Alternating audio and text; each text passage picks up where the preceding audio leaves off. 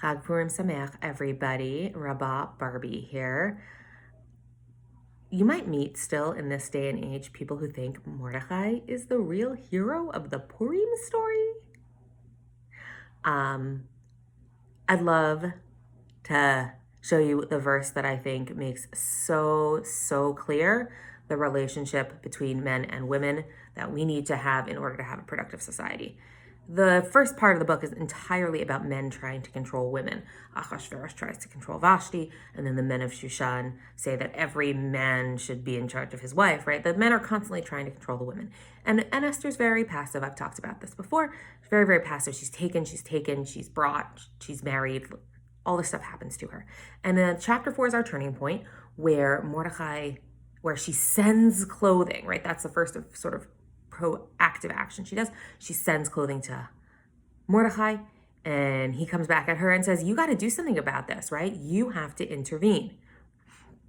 Mordechai is telling her what to do because she needs help and guidance, because people need to help each other and work together and guide each other. But the bottom line is, Mordechai can't do it without her.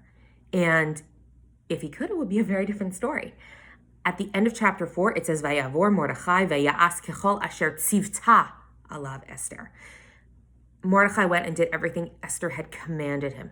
The men, the whole community, but the men could not be saved until Mordechai was willing to take a command from Esther. She had always been subservient to him, but until the day that he's willing to follow her commandment, that's a strong word, they don't get to be saved, right? And then all of her actions and all of the things she does end up saving the Jews only because the men understood that they need to be at least willing to listen to the women the way the women are willing to listen to them.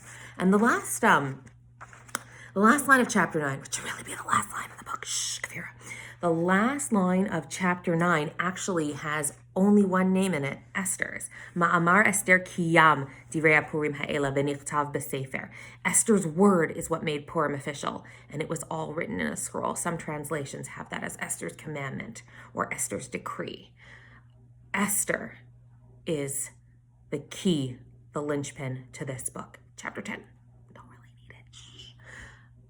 And I hope that when we read the Megillah, we can think about the ways in which when women and men work together, and when men are willing to listen to women, even when women are telling them what to do, that is only when we are going to make progress as a community and be successful.